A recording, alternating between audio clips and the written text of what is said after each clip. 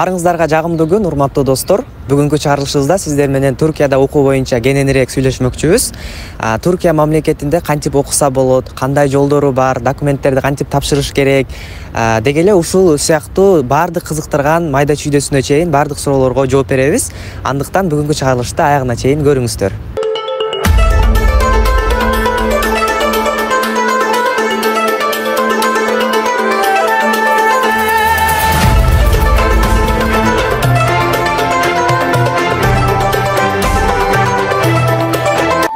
Бүгүнкү биздин чыгарылышыбыздын коногу Нуртулек Абдиламитов байке, өзү Epic Education компаниясынын өкүлү.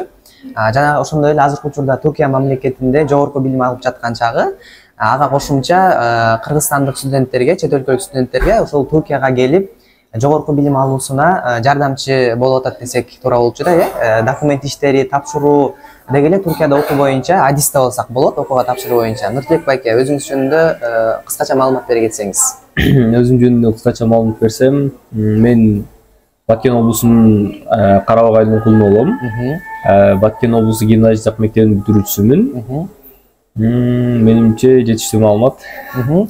Түркияга кантип келип калдыңыз эле? Кандай жолдор менен тапшырдыңыз өзүңүздүн тажрыйбаңыздан? Өзүмдүн тажрыйбам, если кыскача айтып кеткенде, мен башында мектепте окуп жүргөн мезгилде Турция деген оюмда жок болчу. Турция дегенде мен кандай десем, Турция деген жөнүндө изилдеп деле көрчү эмескем. Мен оюмда бүт эле Европа мамлекеттери болчу. Европа мамлекеттеринде окугум келчү, Америкага тапшыргым келчү. Окууну бүткөндөн кийин Европа мамлекеттеринин көпчүлүк университеттери 12 класстан кабыл алат. Биздин Кыргызстандагы университет мектептерди бүткөндө сен 11 класстан бүтөсүң. Ошон үчүн 1 жыл башка жерде окушуң керек болот. Университетте или колледжде. Чтобы сеники 12 класс болуш үчүн. И ошол себептен 1 жыл Кыргызстанда жүрүп, анан уже Европа мамлекеттерине даярдана баштагам. Прям тапшырууга бүт английскийдин уровенин деңгээлин көтөрүп, и бүт предметтер тарабынан Европа мамлекеттерине эмне керек бүт баарын изилдеп, ошого даярдана баштагам. Анан даярданып жүргөндө күндөрдүн биринде Турция жөнүндө мага бир маалымат келип калды. Анан Турция жөнүндө изилдей баштадым. Ошону изилдеп жүрүп, бул жакка бир тапшырып көрөйүнчү дедим. Потому что Турцияга тапшыруу, Европага тапшыруу экөө бирдей эле мезгилде башталат. Но мен Турцияга подача кылдым. Башвуруу кылгандан кийин эле мен Турцияга өтүп кеттим. Өтүп кетип, азыр ушул жакта окуп атасыз. Өткөндөн кийин анан уже бул жакка келдим. Бул жакка келип, бир байкебиз бар болчу, Түгөл деген. Ошол байкем тапшырганы жардам берди. Андан кийин бул жакка келип, көп жумуштарымды өзүм бүтүрүп, ошентип бул учурда бул жакта окуп жатам. Жакшы. Epic Education компаниясында ошол жактын бир мүчөсү, өкүлүсүз, ошол Epic Education компаниясын кантип ачып калдыңыздар эле? Кандай эмне түрткү болду? Качан ачтыңыздар? Ошол боюнча, компанияңыздар боюнча маалымат бере кетсеңиздер. Өтө сонун суроо. Бул компаниянын негизделишинде эң башында мен жок болчумун. Бул компаниянын негиздөөчүлөрү бул Дастандар болот. Өзүң билсең керек, 2 Дастан деген досторум бар. Камчыбеков Дастан жана Ахматов Дастан. Булар былтыркы жылы, буга чейин булар эми 4-5 жылдан бери Турция мамлекетинде да. Анан бул жакта жүрүшүп, булар уже кандай десем, местный болуп калышкан. И ушинтип жүрүшүп, көпчүлүк окуучуларга жардам берип жүрүшкөн. Кантип тапшырыш керек, эмне кылыш керек жөнүндө эле жардам берип жүрүп, компанияны ачканга чейин эле жардам берип жүрүшкөн. И ошентип жүрүп күндөрдүн биринде ойлошот, там биз ушунча эле жардам берип атабыз, оказывается, муну биз чоңураак бир деңгээлге чыгарсак болот. Ошентип может бир компания ачып көрөлү, ушинтип окуучуларга жардам берип, ошол тараптан жардам берип, и өзүбүзгө да бир акча табып, эми студент да кандайдыр бир деңгээлде өзүң акча табышың керек чет мамлекетке үчүн. Ошентип компания чалды деп былтыркы жылы булар ачышкан. Анан ал мезгилде бирок чоң бир деңгээлге чыга элек болушчу. Ачышып эле мындай иштешип аткан болчу. Андан кийин мен былтыркы жылы келгем өзүм деле. Кышында биз таанышып калып, уже сүйлөштүк, өз ара тааныштык. Анан карасак, биздин түшүнүгүбүз окшош, алдагы максаттарыбыз окшош. Анан баарыбыз кандай десем, өнүгүп өсүүгө болгон кызыгуубуз бир, умтулуубуз бир. Ошентип андан кийин чогуу иштешели деп чечтик. Ошентип кышында чогуу иштеше баштадык. Андан кийин уже бул компанияны үчөөбүз чогуу алып кете баштадык. Азыркы учурда 3 киши. Азыркы учурда 3 киши. Биздин компанияда дагы башка мүчөлөрүбүз бар. Эми баарыбыз чогуу иштейбиз. Жакшы. Негизи Түркияда көп эле билим алууга кызыгат. Мисалы кыргызстандыктан азыркы учурда башка жылдарга салыштырмалуу акыркы жылдарда өсүп атат да, Түркияга келгиси келгендердин. негизи эле келгени болобу же болбосо Кыргызстанда эле окуп келген туурабы? Туркиянын билим берүү системасы ушу Кыргызстандыкынан кандай айырмасы бар? Эмне өзгөчөлүктөрү бар? Кандай артыкчылыктары бар десек болот Кыргызстандан? Эмне үчүн Турциядан келип билим алыш керек Кыргызстандагы студенттер, окуучулар? Бул өтө кызыктуу суроо, потому что бул суроону мага ар бир ата эне бизге эмеге консультацияга келгенде сөзсүз ушул суроону берет. Бүт баары ошон үчүн кандай десем, Турция биз канчалык патриот болбойлу, канчалык өзүбүздүн мамлекет жакшы көрбөйлү, но биз моюнга алышыбыз керек, что биз кээ бир тармактардан, мисалы ошол эле образование тармагынан, билим берүү тармагынан биз кээ бир мамлекеттерден кичине артта калганбыз. Ошол эле мезгилде Турция бизге караганда алда канча алдыда. Бизде эле эмес, дүйнө жүзүндө алдыңкы орундарда турат. Билим берүү боюнча. Билим берүү системасы боюнча. И Кыргызстан менен мисалы салыштырып айтканда, Кыргызстанда билим берүү системасы эмес, акча жагынан карайлы. Мисалы Кыргызстанда бизде эң алдыңкы университеттер бул Манас дейли. Но Манасты мисалы алып келсек, ал бекер университет да. Бесплатно если өтсөң, окууң бекер болот. 4 жыл бакалавриат мезгилинде бекер болот. Ошол эле мезгилде аутса кылат. Аутса бул өтө күчтүү университет. Бул аутсанын да окуган окуучулар бул өтө кыйын, мыкты окуучулар болот. Но анын контракты $4000-$5000. Бул бизде Кыргызстандагы көп эле, мисалы биз азыркы учурда орточо айлык 35 000 сом болуп атса, орточо бирөөнүн айлыгы 35 000 сом болуп атса, эми алар өзүнүн балдарына мындай мүмкүнчүлүктү берүүсү өтө кыйын да. Өтө баары эле баары эле аны ала албайт. И ошол эле мезгилде Ала Тоо университети да алдыңкы университеттердин бири. Ал жакта орточо контракт $1500-$2000 болот. Эми баасын көрүп атасың. Ошол эле мезгилде Турцияда ошол эле эң алдыңкы университеттер. Турция боюнча, мамлекет боюнча топ 5-ке, топ 10-го кирген университеттердин контракттары $450-$500 башталат. Жылына. Эми экөөнүн эмесин көрдүм, салыштырып көрдүм. 3 эсе, 4 эсе арзан болуп атат. И бул жерден кандай десем, сен билим бул жактагы алдыңкы билим берүү деңгээлине сен арзаныраак бага ала аласың деген. Бул эми акча жагынан караганда. Мен ойлойм, сен азыр көрмөдөн көрүп атканда биринчи акча жагына кызыгат, потому что акча по-любому бул эме да, кандай десем, өнөмлүү нерсе, маанилүү. Анан билим берүү деңгээли боюнча караганда Турция мамлекетинде өтө көп эл аралык алмашуу программалар бар студенттердин арасында. Алар кандай, мисалы Erasmus бар, Farabi, Mevlana бар. И ошол эле мезгилде Work and Travel деген программа бар. Ну эми аны кошуп койдо туралы, потому что ал окуу жагынан эмес, ал уже жумуш же кыдыруу тармагында да. Могул билим студентский эл аралык алмашуу программалары Erasmus, Mevlana, Farabi бул жакта өтө кандай десем, күчтүү өнүккөн. Кыргызстанда деле ошол программалар бар, но Кыргызстандан кетүү алда канча кыйын. Мисалы Кыргызстанда бир орунга там 50-60 адам эме кылса, талашса, бул жакта андай эмес. Бир орунга 5-6 адам талашат. И бул дегени эмне? Бул дегени Европа мамлекеттери квотаны, орундарды университеттин деңгээлине жараша берет. Если университеттин канча күчтүү болсо, мисалы сен бир тармактан кетесиң, мисалы бизнес тармагынан кетип атасың. И 950 университетин алалы, мен өзүм ошол жакта студентмин.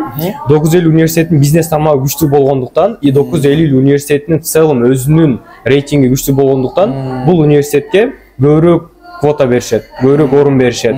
И ошол эле мезгилде Кыргызстандагы университеттерге, эми күчтүү университеттерге көбүрөөк квота беришет. Бул жакта кандай десем, университеттин деңгээли күчтүү, и сен чет мамлекетке чыгып, кандай десем, өзүңдүн чет мамлекеттен чыгып билим алып келүүгө мүмкүнчүлүгүң жогору. И дагы бир эске сала турган нерсе, Турция мамлекеттери АБЭТ деген аккредитацион системадан өткөн. Бул АБЭТ деген эл аралык так илимдерден аккредитациялап кете турган система. Бул көбүнесе Канада жана Америка мамлекеттерин аккредитациялайт так илимдерден. Бул аккредитациядан Турциянын алдыңкы университеттери өтүп турат. Бул деген эмне? Если сен Турцияда так илимдерден, ошол эле инженерия, прикладная математика, дагы кайсы там программирование, механизмдик факультеттеринен если сен жакшы окусаң, если ошол мезгилде визалардан, экзамендерден орталамалар жогору болсо, бул дегени сен Америкадагы окуучу кандай, орталамасы кандай, канчалык билим деңгээли жакшы болуп атса, сеники менен бирдей дегени. Потому что алар деле ошол аккредитацион система эме кылып кетет, билим берүү деңгээлин текшерип кетет. И Турциянын алдыңкы университеттерин ошол текшерип кетет да. Бул дегени, если сен бул жакта жакшы окусаң, тиякта жакшы окуган окуучу менен сенин билим деңгээлиң бир дегени. Ошол негизинде сен бул жактан окууну бүтүп, тияка барып иштесең, сен алардан айырмасы жок дегениңде, алар сенен жакшыраак окуйт деген эмес. Бир эле айырма. Демек ошол Турцияда билим алуу, Түркияда билим алуу ошол эле менмин деген алдыңкы өлкөлөр менен билим алууга барабар десек болот экен, э? Ошондой. Анан дагы бир эске сала турган өтө важный нерсе бул айлана сенин чөйрөң. Мисалы сен канчалык там Кыргызстанда жакшы университетке тапшырба, ошол аутсага бар, Алатоого бар. Мен азыр кичине Кыргызстанга басым жасаган үмүт болуп атат, потому что кичине Кыргызстандын эмесинин деңгээлин паска ургандай болуп калат экен, бирок андай эмес. Буну моюнга алыш керек. Бул айтыла турган нерсе. Сен Кыргызстанда канчалык алдыңкы университет ошол Аутсада эле, Алатоодо эле, Манаста окуган, сен ошол эле мезгилде ошол эле кыргыздар менен окуйсуң. Ал жерде мисалы бизде сен биздин ой жүгүртүүбүз, биздин менталитетибиз баардыгыбыз окшош. И сен канчалык күчтүү жерде окусаң, мисалы Аутсада, Алатоодо канчалык күчтүү жерде окусаң, сен ошол жака менмин деген кыйын окуучулар келет. Күчтүү адамдар келет. И сен ошолор менен атаандашып жүрүп, ошолор менен таймашып жүрүп, сен өнүгөсүң. Сен батыраак кандай сен мегиликке жетесиң. И көп нерсени батыраак үйрөнөсүң. Турцияда сен айлана чөйрөңдө сен только түрктөр менен окубайсың. Бул жака дүйнөнүн 4 бурчунан окуучулар келет. 4 тарабынан келет. Ошол эле арабтар келет. Ошол эле Малайзия, Индонезия, Кытай, дагы кайсы мамлекеттерди билели, Африка мамлекеттеринен келет, Бразилия, дүйнө жүзүнүн ар бир бурчунан келет. И сен алардын ар бири менен сүйлөшкөн сайын сенин ой жүгүртүүң өзгөрө баштайт. Дүйнөгө болгон көз карашың вообще өзгөрөт. Потому что алар башкача өрөдө өскөн. Алар башкача жерде чоңойгон. Алардын түшүнүгү башкача. Муну менен сен өзүңдүн кандай десем, кругозоруңду өнүктүрө аласың. И өнүгүүгө болгон, ийгиликке болгон жолуңду кыскарта аласың да. Ошентип жүрүп, и алардан деле бул жака кандай десем, мен окуйм деген, мен бир ийгиликке жетем деген, мен бул дүйнөдө бир инсан болом деген адамдар келет да. И андай адамдар менен сен жүрүп, сен кантип өзүң өнүгүп кеткениңди билбей каласың. Түшүнөсүңбү? Демек айткыңыз келген нерсе ошо чөйрө. Кыргызстандагы чөйрө деле жакшы, бирок Түркияда андан дагы жакшы болот. Андан дагы батыраак өнүгөсүң, ой жүгүртүң. Кыргызстанга караганда дагы мындай дүйнөгө болгон көз карашың ачылат дегиңиз келип атат. Аябай эң жакшы мисал болду. Чет өлкөлүк эл аралык студенттер менен окуганда баары бир кантсе да Кыргызстан жакшы. Кыргызстан албетте алдыңкы университеттерде окуган жакшы. Бирок кантсе да чет өлкөдө андан дагы жакшыраак, андай кененирээк ой жүгүртө алабыз дегиңиз келди. Анан бул жактын билим бериш схемасы дүйнөдө эң алдыңкы билим бериш схемаларынын катарына кирет. 2019-жылы QS World University Ranking деген эме бар. Международный университеттердин рейтинги түзө турган программа бар. Ошонун негизинде 2019-жылы Турциянын 54-чү, же адашпасам же 52-чи орунда болчу. И андан кийин эле 2021-жылы бул 48 или 47-чи орунга түшкөн да. Бул дегени түшүнүп атасың, көрдүңбү? 2019-жылдан 2021-жылдары ортодо эмне болду? Пандемия болду. Пандемия мезгилинде образование ылдыйга түшпөй, кайра алдыга жылып атат. Түшүнүп атасың да? Анан бул пандемия мезгилинде эле Турциянын кандай десем билим бериш схемасы алдыга жылып атса, жөнөкөй тынч мезгилинде бул андан да алдыга жылат да. И бунун өнүгүү потенциалы өтө алдыда, потому что Турция мамлекети билим берүү системага өтө кандай десем, көңүлүнө өтө чоң бурат. Даже ар бир университеттин ректорлорун президент өзү шайлайт. Көрүп атасыңбы? Бул деген канчалык маани бергендиги. Бул жакта коррупция деген нерсе жок. Если сен бир факультет сабагыңдан бир экзаменден өтпөй калсаң, сен барып акча менен же тааныш менен же сүйлөшүп вообще өтө албайсың. Бул жакта если окугуң келсе, чисто окушуң керек. Окуйсуңбу, жыл сайын жайыңда кала бересиң, ошол эле акчаны берип, кайра эле кайталап окуй бересиң да. Мындай айтканда, акча менен, коррупция менен бүтүрүп алуу, экзамендер жабуу деген сөздөр жок. Деген нерсе жок. Сөзсүз окушуң керек экен, жакшы билим алышың керек экен. Ошон үчүн бул жакта сен окууну бүтсөң, сен сөзсүз ошол тармакта кыйын бир инсан болуп чыгасың. Потому что сен аны чындап өз эмгегиң менен окуп бүтүргөн болосуң да. Жашоодо бир кыйналбайсың. Эми бул жерде кыскача айтканда, Турциядан плюстарын айтканда, сен ушунчалык көп, кандай десем, жакшы айлана чөйрөнү, жогорку билим берүү деңгээлини, международный эл аралык студентский программалардын баарыны сен арзан акчага ала аласың. Көрдүңүзбү? Айырмасы Кыргызстандан жок дегени. Даже Кыргызстандын кээ бир университеттерден арзаныраак акчага, но ага караганда 2 эсе 3 эсе көбүрөөк билим, көбүрөөк опыт, көбүрөөк нерсени алуу мүмкүнчүлүктү аласың дегени. Артыкчылыктары ошондой. Анан дагы эң чоң артыкчылыгы бул эл аралык диплом. Баарына кызыктуу болсо керек. Турциянын диплому Кыргызстанда таанылабы деген. Турциянын диплому бул бардык эле СНГ мамлекеттеринде таанылат. Бул деген ошол эле Казакстан, ошол эле Белоруссия, Россия, бүт эле СНГ мамлекеттеринде Турция мамлекетинин диплому таанылат. И СНГ менен эле чектелбестен Азия мамлекеттеринде жана Европа мамлекеттеринде Турциянын дипломдору жогорку деңгээлде бааланат. Но бул дегени сен если факультет дипломду алып коюп эле там барсаң алат деген нерсе эмес. Сен ошого жараша алдыңкылардан болушуң керек. Эң алдыңкылардан болушуң керек. Эң алдыңкы адистерден болсоң, сен эч качан көчөдө калбайсың. Бул диплом сени сага кайра түрткү болот. Көрүк игилге жеткени и жакшы бир жумуштарга орношкону. Чоң рахмат, эң сонун жооп бердиңиз.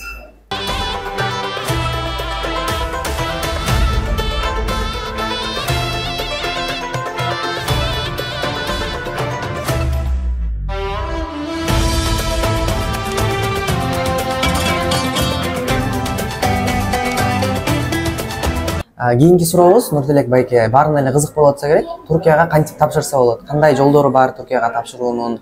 Кандай программалар бар? Кандай документтер керек тапшырыш үчүн? Ошолор боюнча айтып берсеңиз.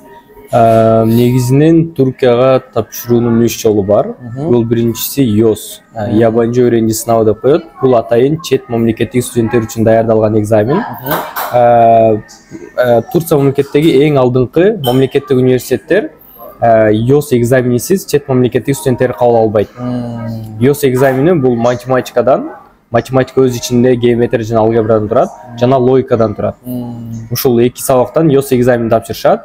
Эң государственный университеттердин ичинен медицинский факультетке тапшырам деген окуучулар сөзсүз түрдө ЙОС экзаменин тапшырыш керек. ЙОС экзаменисиз тапшырып, андан жогорку деңгээлде балды ала албаса, медицинский факультеттерде Турция мамлекетинде билим ала алышпайт. Медицинский факультеттер Турцияда бул эң престижный факультет. И Турцияда эле эмес, дүйнөдө Турциянын медицина тармагы бул эң алдыңкы тармак деген. Ошол үчүн ЙОС экзаменине кириш керек. Анан ЙОС экзамени менен эң алдыңкы университеттерге тапшырыш керек. Анан экинчиси бул аттестат менен тапшыруу жолу. Мектеп аттестаты менен, Биздин мектептеги эле 11-класс бүткөндө баарыбыз алган аттестат негизинде ошонун орточо баасын алып туруп, анан уже ошонун негизинде Турцияга тапшырасың. Мамлекеттик университеттерге, частный университеттерге, ошонун негизинде де тапшырып, эң алдыңкы университеттерге өтүп кете аласың. Бул кандай десем, эң оңой жолдордун бири. Бирок контракттык негизде. Бирок контракт негизи. ЙОСто деле контракттык негизде болот. Турция мамлекетинде негизинен чет мамлекеттик студенттер үчүн бюджетный система деген нерсе жок. Ал бир эле учурда болот. Бул ЙОС менен тапшырсаң деле, аттестат менен тапшырсаң деле сен контракт өтөсүң. Но аттестат менен тапшыруу бул алда канча жеңилирээк. Экзаменге караганда, сен каалаган университетке тапшырып өтүп кетүү мүмкүнчүлүгү жогору болот. Демек, жанагы эмени мындай кылсак болот экен. Мектепте ушундай түшүнүк бар го, баалар маанилүү эмес, баалар маанилүү эмес деген. Демек, аттестаттагы баалар Туркияга тапшырууда аябай экзамен сыяктуу эле жогорку роль ойнойт экен. Демек, мектепте окуп жаткан окуучуларыбыз болсо, аттестат менен тапшырам десе, ошол аттестат болушунча жогору баал алганы жакшы экен, аттестат менен тапшырам десе. Ошондой аттестатты сөзсүз түрдө баалар жакшы болуш керек. Если канчалык күчтүү факультетке тапшырам десең, ошого жараша бааң жакшы болуш керек. Анан үчүнчү жолу бул Туркия бурслары деген программа. Бул Турция мамлекети тарабынан 2012-жылы негизделген стипендиальный программа. Бул программа негизинде сен если тапшырып өтсөң, сенин бул жактагы окууң, контрактың, тил билүү, биринчи God Foundation жыл деп коет, ошого кеткен чыгашаң, жатаканаңдын чыгашасы, там медицинский страховка, камсыздандыруу, сени визага кеткен чыгашаң, и андан тышкары сага мамлекетиңе барып келүүгө билетке кеткен акчаңды жана өзүңө ай сайын чөнтөккө ар кандай чыгашаңа стипендия берип турат. Мындайча айтканда, Турциядагы баардык чыгашаңды жабат бул программа. Стипендиялык программа, Бул программа азыркы учурда жакында башталат. Январь айынын 10-унан февраль айынын 20-сына чейин болот. Бир ай, бир айдын ичинде болот. И биздин компания, биз өзүбүз бул программаны 3 жылдан бери изилдеп келебиз. Изилдеп дегенде эми биз бул системасын үйрөнүп атабыз. Көп окуучулар тапшырып, кайсыл жерине кандай кылсаң, кайсыл жерине кантип тапшырсаң, кайсы жерине эмне жазсаң, сенде өтүү мүмкүнчүлүгүң жогору болот. мотивационный письмону кантип жазышың керек, кайсыл эмесин кандай кылышың керек, собеседование эмне кылышың керек, кандай жооп беришиң керек, кандай болот, ошонун баарын биз изилдеп жүрүп, азыркы учурда биз өзүбүзгө конкретно бир мындай система түзүп алганбыз. Түркия бурсаларына багытталган, Ошон үчүн бизде азыркы учурда кандай десем 100% бул программа көбүнчөсү лотерея gibi да. Сен канчалык акылдуу болбо же канчалык там сенин грамотаң аз болбосун, тиги грамотасы көп кишинен сен өтүп кетишиң мүмкүн. Ал жерде уже рандомно белгиленет. Но ошонун деле системасын изилдеп жүрүп байкасаң болот кандай болот. И биз ошентип келип, азыркы учурда биз жыйынтыкка келгенбиз. Ошонун негизинде биз өзүбүздүн окуучулардын кандай десем бул программадан жеңип кетүү или бир программадан биринчи турдан экинчи турдан өтүшүнө бизде мүмкүнчүлүк көбүрөөк. Жардам бере аласыздар. Жардам бере алабыз деген. Ыкмаларын билесиздер. Демек Түркияга тапшыруунун жолдору үчөө. Анан ошону сиз бурсаларды сунуштасаңыз керек, Азыркы учурда албетте. Турцияга тапшыруудан алдын эң биринчи Түркия бурсларыга тапшырып көрүш керек. Анан ошондон болбой калганда уже аттестат жана ИОС экзамендери менен тапшырыш керек. Демек ошол Түркия бурсаларын баарыңыздарга сунуштап жатат Нуртилек байке. Ошол стипендиялык программа боюнча жакшыраак изилдеп, Нуртилек байкелерге кайрылып көрсөңүздөр болот. Кийинки суроо аттестат боюнча токтоло кетели. Мен деле өзүм аттестаттын негизинде тапшырдым да. Анан менден көбү сурашат, аттестат жалаң 5 болуш керекпи же болбосо 3-4 аралаш болсо деле тапшырып өткөнгө мүмкүнчүлүк барбы деген сыяктуу суроолор келет да аттестат боюнча. Ошого сиз кандай жооп бере аласыз? Аттестат жалаң 5 болуш керекпи тапшырып, бияка өтүш үчүн? Бул жерде кандай десем, сенин аттестатыңдагы баалар канчалык жакшы болсо, сенде ошончолук өтүү мүмкүнчүлүгүң жогору болот деген. Анан бул жерде мисалы чоң жанагындай престижный факультеттер барбы? Бизде көпчүлүгү мисалы менеджмент жакшы көрүшөт, международный торговля, логистика деген IT факультеттер мисалы эң кыйын, могул IT факультеттердин бири да. Бул жактарга сен подача кыласың, и подача кылганыңда анын ичинен эң кандай десем ортоламасы жанагы GPA барго, 5тик система биздики, билесиңби? Ошонун ичинен эң алдыңкылары өйдөгө чыгып кете берет да. И ошентип сенин бааң канчалык жогору болсо, сенде өтүү мүмкүнчүлүгүң ошончолук жогору болот дегени. Демек, жалаң 5, жалаң 4 болуш керек деген сөз эмес экен, бирок канчалык жакшы жогору болсо, ошончолук өтүү мүмкүнчүлүгүң жогору болот деген нерсе. Бул дегенде сеники 3-4 болуп калса деле жаман эмес. Сенин өтүү мүмкүнчүлүгүң бар. Факультетке өтө аласың. Ну эми ал жерде уже дагы адистерден зависит этет да бул нерсечи. Потому что тапшырууда дагы өзүнүн жолдору бар. Вот. Мындай суроолор дагы мага көп берилет. Түркияга келиш үчүн биякта мамлекеттик тили түрк тили. Анан бирок ушул жакка келип билим алыш үчүн түрк тилин билиш же англис тилин билиш сөзсүз түрдө маанилүүбү? Билбесең биякка келип окуй албайсыңбы? Ошол суроолорго мындай көбү берилет. Кандайча бул мындай түрк тилин билбей деле келсек болобу же сөзсүз түрдө билиш керекпи келиш үчүн? Өтө сонун суроо болду. Бизде деле көпчүлүк суроолор ушуга келет. Бул дегени сен Турция мамлекетине келсең баары коркушат. Мен түркчө билбеймин, түркчө билбесем мени алышпайт. Бул жакта андай нерсе жок. Сен турецкий тилин билбейсиңби? Сен бир факультетке тапшырдың, Турцияга келдиң. Сени ошол сенин университетиң өзү 1 жыл түркчө окутат. Университет өзү окутуп, анан эң биринчи келгенде ар бир студенттен экзамен алышат турецкий тил боюнча. Анан сенин деңгээлиңди белгилешет ошол мезгилде. Сенин деңгээлиңе жараша өздөрүнүн жеткиликтүү деңгээлине чейин окутушуп, андан кийин кабыл кылып алышат. Бул жакта билим берүүсү эме 3 жол менен өтөт. Биринчиси бул 100% түркчө болот, 100%. Экинчиси 100% англисче болот. А үчүнчүсү уже бул 70-30 же 50-50 англисче түркчө болот. Аралаш. Бул жерде сен түркчө же англисче билбейм деп коркпой эле коюшуң керек, потому что университет сени өзүгө жеткиликтүү деңгээлге чейин окутуп алат. Сөзсүз билүү кажети жок. Демек, эгер түрк же англис тилдерди билбесең, келип 1 жыл тил программасында окуп, андан кийин экзамен тапшырып, жетиштүү балл топтогондон кийин анан биринчи курска отуруп окуса болот экен. Ал тил боюнча кычалат болбой эле койсок болот экен, Анан эң эле маанилүү нерсеси, эң эле жакшы эмне билесиңби? Бул жакта сен 1 жыл турецкий окуп атканыңда, бул өтө сонун окуучулар үчүн. Менимче мен муну окуучуларга кандай десем, сунуштайм. Потому что сен 1 жыл турецкий окуп атканда сен түрктөр менен окубайсың. Сен жана башында айтып кеткендей, дүйнө жүзүнүн 4 бурчунан келген окуучулар менен окуйсуң. Ошол эле арабтар, африкалык, Малайзия, Монголия, дүйнө жүзүнүн ар бир мамлекетинен келип окуп, сен биринчи жылы сен биринчиден өзүңдүн ой жүгүртүүңдү өзгөртөсүң, дүйнөгө көз карашыңды өзгөртөсүң, и биринчи жылы сен түшүнөсүң, Турция сеникиби же сеники эмеспи? Сен тапшырган университет сага туура келеби, жокпу? Анан эле сен мисалы менеджмент факультетине тапшырдың, анан ошонун астында сен подкурста турецкий окуп атасың. И ошол жылы сен ошол факультетти изилдей баштайсың. Ошол факультетте окуп аткан байкелер менен, эжелер менен сүйлөшөсүң. Плюс минустарын сурайсың. Ошентип биринчи жылы сен кайсы бир факультетке точно келгениңди тактап алсаң болот.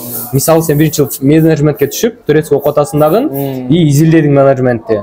И ойлонуп көрсөң, менеджмент сеники эмес. Сага көбүнчө психология туура келет. И ошентип сен кийинки жылы менеджменттен психологияга факультетиңди алмаштырасың дагы, и уже кийинки жыл менеджмент эмес, психологияны окуп кетесиң. Көрүп атасың, биринчи жылы сага өтө көп плюс болот. Сен өзүңдү табып, сен өзүңдүн ордуңду таап алганы мүмкүнчүлүк болот. Демек, жөн эле тил үйрөнбөстөн, башка өзүңө кайсыл кесип керек экен, өзүңдүн кайсы кесибиң керек экен, ошол боюнча да изилдеп, үйрөнгөнгө бир жыл мүмкүнчүлүгүң болот экен. Ошондой болот. Дагы мындай суроо Нуртулек байке. Биз чет өлкөлүк студент болуп, бул Турцияга келебиз, Түркия мамлекетине келебиз. Анан ошол түрк элдеринин чет өлкөлүктөргө кылган мамилеси кандай? Жакшы эле мамиле кылабы же чет өлкөлүктөр деп мындай башкачараак, оройраак мамиле жасашабы? Өзгөчө кыздарга кандай мамиле кылышат? Кыздар мынтип келсе, канчалык коопсуз кыздар үчүн?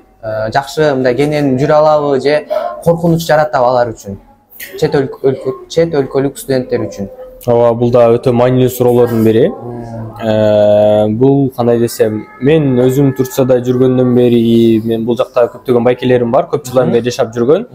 Биз чогуу отуруп калган мезгилде бул темалар көп ачылып калат да. И ошол мезгилде алар менен сүйлөшкөндө, кандай десем, ушуга чейинки статистиканы карайлы, мисалы 4-5 жылдын ичинде бул жакта бир дагы чет ябанчыларга, чет мамлекеттен келген студенттерге, кандай десем, бир коркунуч боло элек. И Кудай сактасын, андай нерсе болбойт дейм. Анан мен өзүмдүн түрк досторумдан, өзүмдүн чөйрөмдөгү түрктөргө караганда, алардын чет мамлекеттик студенттерге кылган мамилеси өтө, кандай десем, сылык. Сый мамиле жасашат. Да, сый урмат менен мамиле кылышат.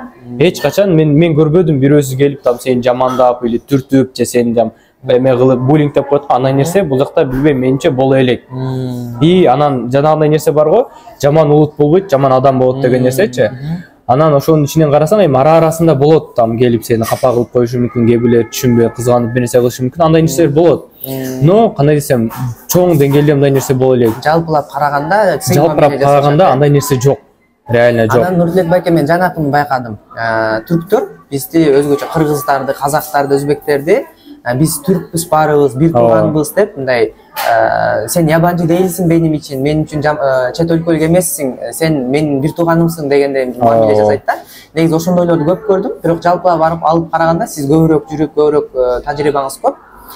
Жалпылап алып караганда жакшы мамиле жасайт экен, келгендерге. Албетте. Кыздарга кандай? Кыздарга мындай. Булардын кыздарга болгон мамилеси, билбейм, мен түрктөрдү кайраак ойлойм, биздин кыргыздардын кыздарга кылган мамилесине караганда түрктөрдүкү дагы сылык сыпайыраак. Кыздарга билбейм, булардын бизге караганда жылуу кандуу келишет да. Булар кыздарга кандай десем, максимально мындай жылуу мамиле кылышат. Катуу тийип алсаң коркушат. И ошол себептен ойлойм, кыздарга кылган мамилеси буларга өтө жеңил. Да, кыздардын коркуу эмеси болбой эле коюш керек да. Ну, бирок деген нерсе, сен по-любому чет мамлекетте жүрөсүң. Эмне болуп кетишин билбейсиң. Кырсык каш калктын ортосунда дейт. Ошон үчүн кечинде көп көчөдө жүргөн, анан мындай туура эмес, там түшүнүксүз жерлерге барган деле болбойт. Потому что башта айтып кеткендей, коопсуз экен деп элечи. Потому что сен максимально коопсуз жерге барсаң деле ал нерсе бир жерде болуп кетиши мүмкүн. Но ал ыктымалдуулук өтө аз. Ошон үчүн бул жакта кыздарга болгон мамилеси өтө сылык. И сен айтып кеткендей түрк мамлекеттеринен келген адамдарга, инсандарга мамилеси өтө сылык, потому что түрктөр өздөрү патриот келишет. Ошон үчүн бизди өтө жакшы көрүшөт. Бул деген эми түрктөр үчүн эле эмес, бүт баардык нацияларга, улуттарга бул тиешелүү, бүт баарына мамилеси жакшы. Эми арасында жаман эмелер болот, аны деле айтпай кетпеш керек, потому что өтө деле мактап салган болбойт да. Андайдар деле бар, жок эмес. Но ал если процент менен салыштырганда өтө аз. Ыктымалдуулук аз. Ооба. Биздин кинолордон көргөн, жана биздин Кыргызстанда жүргөн стереотиптер бар го, там барсаң алып качып кетет, сени байлап салат, сатып салат. Андай нерсе жок бул жакта. Эң сонун. Демек, келем дегенде ошол түрктөрдүн кыргыздарга же башка чет өлкөлүктөргө кылган мамилеси жаман деп коркпой эле коюш керек экен, коркпой ал жактан камсанага келсе болот экен. Ооба.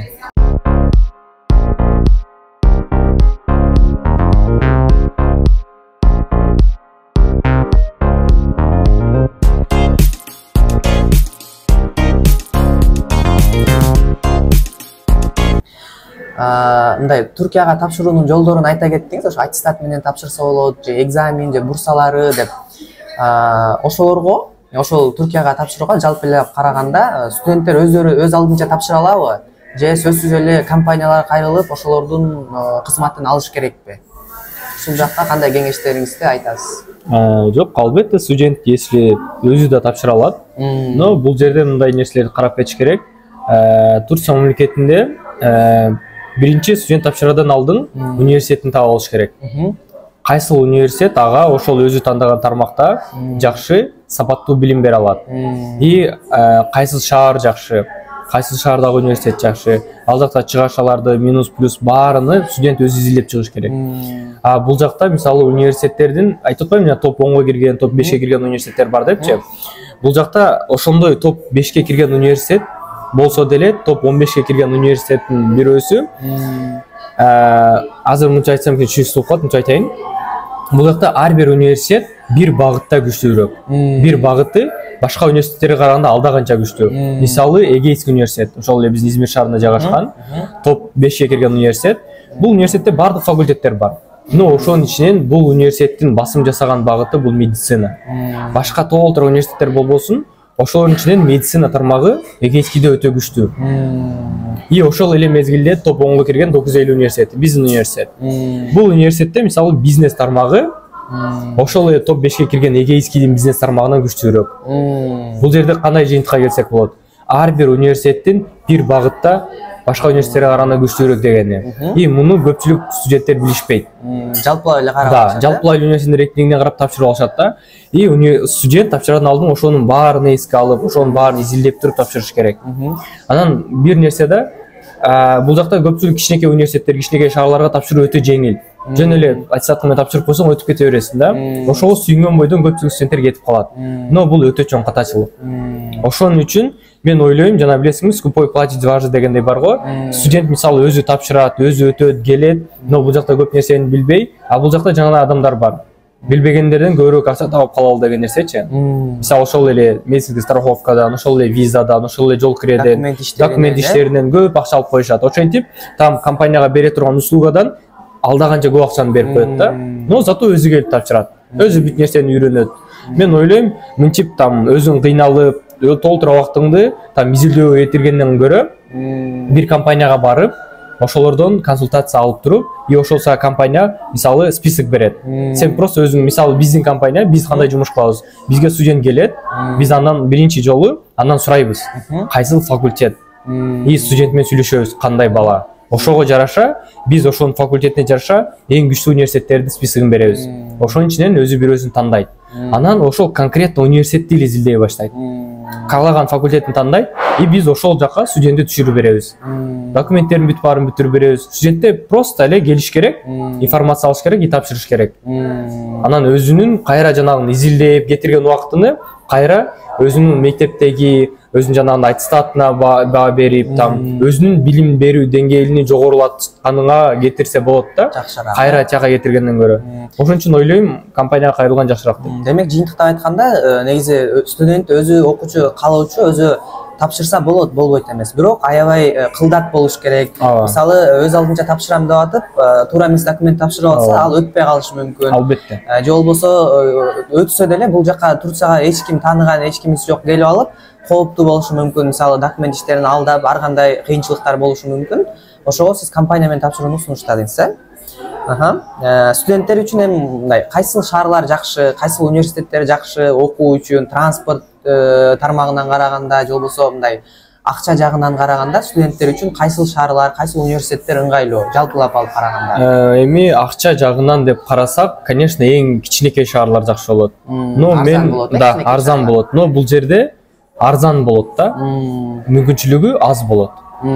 Если баарыбыз эле билебиз, шаар канчалык чоң болсо, шаар канчалык өнүккөн болсо, өнүккөн чоң шаарларда бүт чоң компаниялар, чоң мүмкүнчүлүктөр бүт баары ошол жака агылып келет. Шаарда, Шаарга байланыштуу да. Ошон үчүн эми ошого жараша ал шаар кичине кымбатыраак деле болот. Но сен акчадан качып, кичинекей шаарга арзан акчага барсаң, сен көбүрөөк мүмкүнчүлүктөн алсайсың да. Ошон үчүн мен студенттерге сунуштаганым бул эң чоң шаарларды жана чоң университеттерди сунуштайм. Шаар канчалык күчтүү болсо, ошого жараша университеттери ошол шаарда күчтүү болот. Мисалы, биздин компания биз басым койгонубуз бул чоң Стамбул шаары, Анкара, ошол эле Измир. Бул Турциядагы эң чоң 3 мегаполис. Үчөөсүнө. Андан кийин Сакария бар. Ошол эле мезгилде Анталиябыз бар, Бурса бар. Бул дегени эң чоң шаарлар. Ошонун ичинде, булардын ичинде чоң-чоң топ 10го, топ 5ке кирген университеттер бар. Эгейский, 9 Эйлүл, Анадолу, Алания Кейкубат, Бурса техник. Бул жерде өтө чоң университеттер көп. Бул биз басымды кичинекей университеттерге, кичинекей шаарларга койбойбуз. Но ал жака өткөрүүгө бизге дагы жеңил. Биз мисалы окуучу келсе, биз жөн эле там кичинекей университетке, кичинекей шаарга аны ойлонбой деле жөнөтүп кое алабыз. Ал жактан биз акчаны көбүрөөк деп табып калабыз да. Но бизге ал нерсе керек эмес. Биздин могул жумушта иштегенибиздин максатыбыз биз окуучудан просто акча алып коюш керек эмес. Биз мисалы бул эми кичине өзүнүн компанияга өтүп кеттим бул жерден. Но биздин максат окуучунун бул жака келгенде жакшы билим алып, бул жакта өсүп өнүгүп, ошону биздин мамлекетке келип колдонуп, биздин мамлекеттин өнүгүүсүнө салым кошушу. Ошол деңгээлде, ошол мезгилде биз да ошол кандайдыр бир деңгээлде себепчи болуп калабыз да. Биздин максат ошондой. Потому что биз өзүбүз студентпиз. Ошого кыскача айтканда студенттерге чоң шаарларды, ошол эле деңгээл мезгилде чоң университеттерди сунуштайбыз. Ошондой мындай чоң шаар, чоң мүмкүнчүлүк, кичинекей шаар, кичинекей мүмкүнчүлүк десек туурараак болчу. Өтө сонун сөз болду. Университеттер боюнча азыр мен дагы өзүмдүн немемди айта кетейин, сөз арасына кошуп. Мен дагы бул жака тапшырып атканда Эски шехир анан Измир деген эки шаарды тандап калдым да. Анан Эски шехир бир аз кичинерээк, анан калкы дагы азыраак, анан арзаныраак шаар экен. Ал жактагы бааларды дагы көргөндө аябай сүйүндүм. Измирге караганда бир топ арзан экен. Бирок мүмкүнчүлүк болуп калды Измирге келип көрүп кеткен. Анан Измирге келип көрүп кеткенде сиз чын эле сиз айткандай мындай чоң шаарларда деле мисалы студенттердин жашоосу да кызыктуураак болот экен, дагы көбүрөөк нерсени көрөт экен да. Мисалы атайын чет өлкөгө келгенден кийин кичинекей шаарга, айылдарга барып, эптеп университетке барып, кайра жатаканасына келе бербей, чоң шаарга барып, университеттен сырткары музейлерди көрүп, башка нерселерди көрүп, мындай жашоосу студенттин жашоосу да кызыктуураак болот экенин көрүп, анан сиз айткандай чоңураак шаар, мүмкүнчүлүктөр да көбүрөөк деп, ошол Измирди тандап алып, азыр кубанып атам. Сиз айтканыңызга мен дагы кошулам. Мындай кийинки суроо, Түркияга тапшырам дегендер кайсы айлардан баштап даярданыш керек? Мындай кайсы айларда университеттер кабыл алууларды баштайт? Кыргызстандагы эле жай айларында кабыл алып баштайбы же булардыкы өзгөчө башкачабы? Бул жакта кабыл алуулар негизинен январь-февраль айынан деп коелу. Февраль айынан уже Турсан университеттеринин дедлайндар башталат. Ошол мезгилде биринчи поток башталат. Студенттер кабыл ала баштайт. Но бул жерде бир жагынан бир минус нерсе эмне билесиңби? Бул жакка тапшырыш үчүн сөзсүз түрдө сенин аттестатың болуш керек болуп калат да. А бизде Кыргызстанда аттестатты 29-июнь берет. Июнь айында, 29 дейм, адашып кеттим, кечирим сурайм, 24-июнь.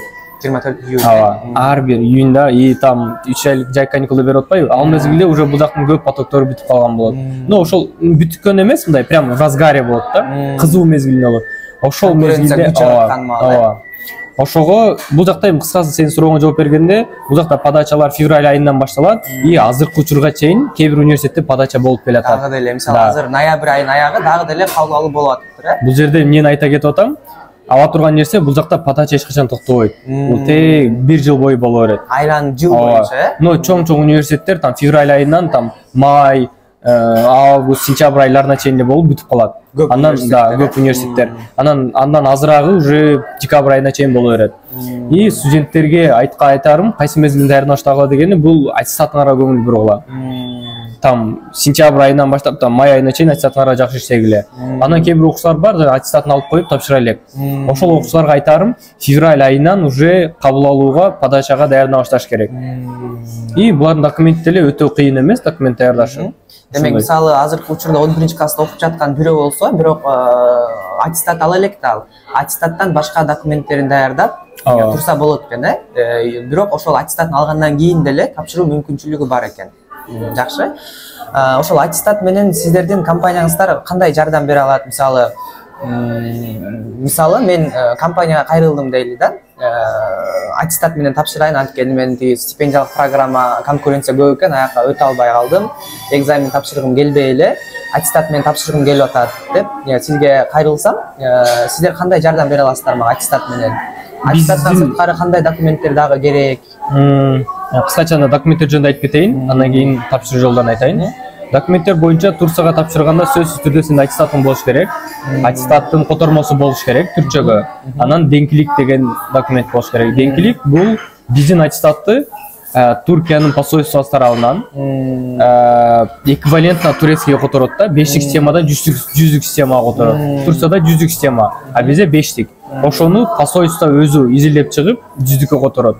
И ошол керек болот. Муну эми кандай десем, тапшырууда бул өтө өнөмлүү эмес. Өтө важный эмес. Бул болбой деле тапшырсаң болот. Но университетти өткөндөн кийин бул документ керек болот. Аны посольство тарабынан жазылат. Керектүү документ эле бул аттестат. Анан ошол денкилик. Ошол экөө эле керек болот. Самый главный аттестат.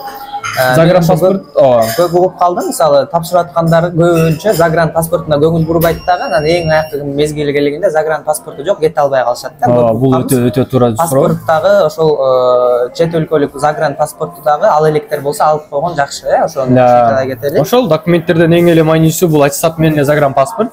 Ошолорду түркчөгө которуш керек. И ошол негизинде тапшырып өтсөң болот. Анан сенин экинчи сурооң, биздин кандай жардам бере алабыз? Биздин компаниянын артыкчылыктары эмне? Мисалы, биздин плюс жактарыбыз, биз бул жакта көптөн бери окуп, көптөн бери бул жакта жүргөнгө байланыштуу, биздин бул жакта чоң-чоң агайларыбыз көп. Университеттер менен жакшы иштешебиз. Иштешебиз дегенде өзү университеттер частный компаниялар менен, бирөөлөр менен иштешкен укугу жок. Алар эч качан иштешпейт частный компаниялар менен. Но биздин бул жакта өзүбүздүн кыргыз диаспорасын түзгөнбүз. Өзүнүн диаспорабыз бар. И ошонун негизинде биз жыл сайын ар кайсы университеттерден квота ала алабыз. Быйылкы жылы мисалы 950 университеттен алдык. Ошентип, ошол квоталарга биз студенттерди мисалы айтып атпайсыңбы жана сен, баалары мисалы 3-4 болуп калса эмне болот депчи. Алар тапшыра албай калат өзүнүн каалаган факультетине деп айттың го. Биз ошол жерде мисалы өзүбүздүн квотанын жардамында биз бирок муну кандай десем биз чектелүү деңгээлде алабыз да. Бул там бир чексиз эмес. Квота өтө аз болот. Мисалы биз 100 кандай десем 30дай 40дай ала алабыз. Бул аз. Но биз муну максимально продуктивно колдонгубуз келет.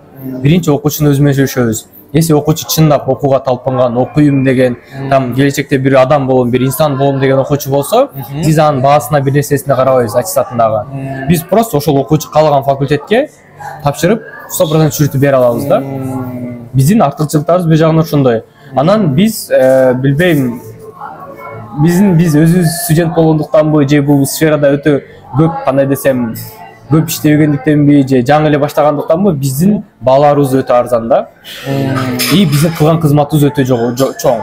Биз мисалы Кыргызстандан окуучунун документини прям 0-дон 100гө чейин бүт баарын өзүбүз даярдайбыз. Окуучунун бул жака подачасын кылабыз, кабыл мектуп, пригласительный письмосун алып беребиз.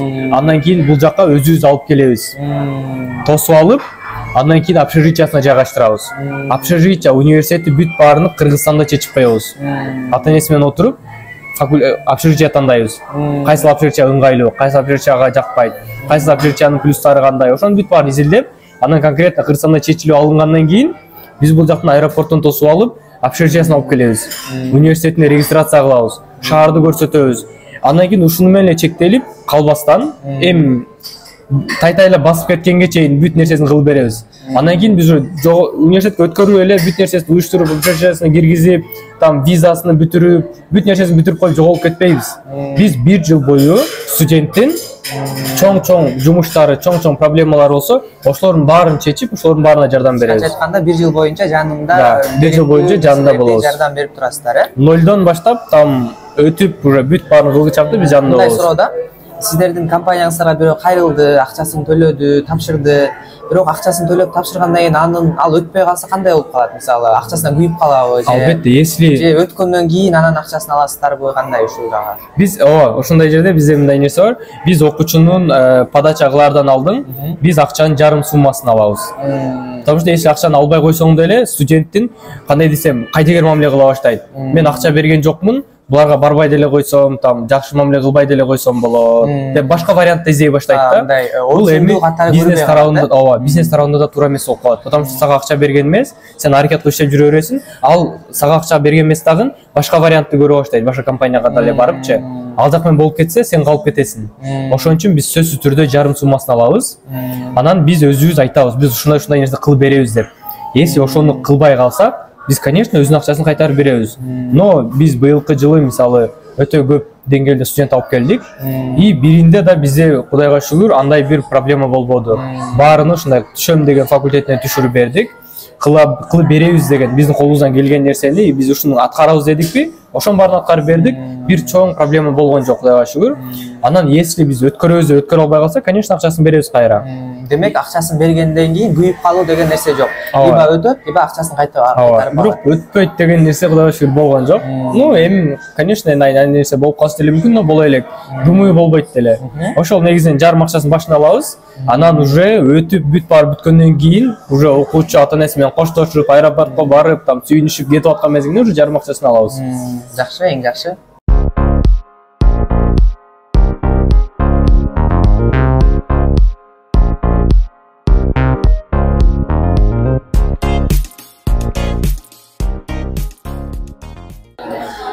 Нуртилек байке, эми сизге жыйынтыктоочу суроо болсун. Негизи ушул берүүнү аягына чейин көргөндөр, Туркияга келем деп даярданып, кызыгып, же келүү ойлорунда бар студент окуучулар болушу мүмкүн да.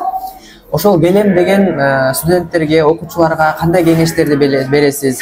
Эмнелер келүүдөн мурун эмнелерди эске алышы керек? Мисалы, материалдык жактан болобу, моралдык жактан болобу, башка жактан болобу? Келүүдөн мурун эмнелерди эске алып, эмнелерге көңүл бурушу керек? Кандай кеңештериңизди бересиз ошол боюнча айта кетсеңиз? Бул жерде эң биринчиден айтам, окуучуларга если чындап Турцияны приоритетке коюп, там Турцияга келем десе, мен биринчи Туркия бурчтары программасына аракет кылышсын дейм. Стипендиялык программасына, Ага тапшыруу үчүн эң керектүү нерселер бул ошол эле грамоталар болуш керек, академик успеваемостьң жакшы болуш керек мектеп мезгилинде. Ошон үчүн буга 11 класска келгенде эмес, там 8-9 там 1 класстан баштап окууга болгон аракетиң жакшы болсун. Көп грамота, дипломдорду чогултуп, и мектепте максималь активист болуп, анан окуудан тышкаркы программалар барго, волонтерство. Ошолорго катышып, көптөгөн грамоталарды, алкыш баракчаларын көбүрөөк чогултушун каалайт элем. И ошол мезгилде мектептеги аттестатыңдагы бааларга көбүрөөк көңүл бурушуң керек. Ошентип сен биринчиден Туркия бурсларына тапшырыш керек окуучу. Ал жактан если бага ачылып өтүп кетсе, уже бекер эң алдыңкы университеттерде стипендиальный программа менен бекер окуйт. Эң биринчи ушуга басым жасашын каалайт элем. Андан кийин эле экинчиден ооба жана башта айтып кеттик го, түрк тилин билүүсү бул кажет эмес, зорлуу эмес да. Но если сен түрк тилин билсең, сага өзүңө эле плюс болот. Бул жакта кандай десем, адаптация болуп кетүүгө жеңилирээк болот сага. И окууну башкаларга караганда 1 жыл эрте баштайсың. Ошон үчүн түрк тилин дагы алдын ала өздөштүрүп башташың керек. Ооба, сөзсүз мүмкүн болсо үйрөнүп кел. Анан ошол Туркия бурсларынан даярдан. Андан кийин эле уже аттестаттын негизинде тапшырам деген окуучуларга аттестатыңарга көңүлдөрүңөрдү жакшыраак койгула. Там бизде көбүнчө сен башта айтып кеткендей аттестатка көп көңүл бурушпайт. Там баалар анча деле болбосо болот, главное ОРТан жакшы алып Кыргызстанда калсам деген ойдо да. Но аны сунуштабайт элем. Аттестатыңарга жакшыраак көңүл бургула. Анан медицинага тапшырам деген досторубузга математика, так илимдерге көбүрөөк көңүл бургула. ИОС экзаменине алдын ала даярданып келгиле. Ошол анан уже акча жагынан караганда канчалык биз Турцияны арзан дебейли, канчалык бул жактын кандай десем, условиясы биздин Кыргызстандын айырмасы жок дебейли. Акча бул жогорку кандай десем, орунда турат, по-любому маанилүү. Ошон үчүн биринчиден өзүңөрдүн капиталыңарды карагыла. Бул жака келип, кийин кыйналып калбашыңар керек. Потому что окуучу мисалы акча жагынан кыйналып калса, уже окуудан көңүлү кала баштайт. Потому что акча деген нерсени ойлоп калат да. Иштегиси келе баштайт, окуудан көңүлү бузулат, потом ата-энесин ойлой баштайт. Ошон үчүн биринчиден акча жагыңардан карагыла. Акча дегенде да бул жакта мисалы сен ошол эле Кыргызстандагыдай эле акча кетет. Но просто ошону алдын ала даяр болуп, и даярдап коюп кетсең жакшы болот. Түрдө келиш керек. Ошол билимиңерге кандай десем, мектептеги академик успеваемостька жакшы көңүл бургула, аттестатыңарга көңүл бургула жана өзүңөрдүн чөнтөгүңөргө кара жараша мамиле кылгыла.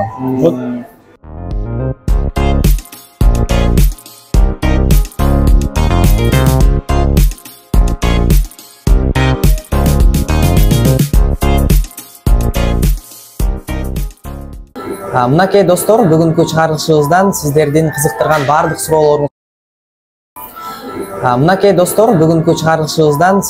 кызыктырган баардык суроолоруңуз Нуртилек байке менен жооп бере алдык деп ойлойм.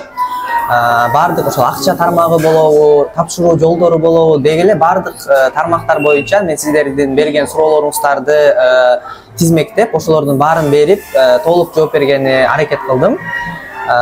Кошумча суроолоруңуздар болсо дагы да берсеңиздер болот. Кийинки чыгарылыштардан дагы эмнелерди күтөсүздөр, ошолор боюнча комментарийге да жаза кетиңиздер. Бизди колдоп, биз менен бирге болгонуңуздар үчүн чоң рахмат. Кийинки чыгарылыштардан жолугушканча саламатта туруңуздар.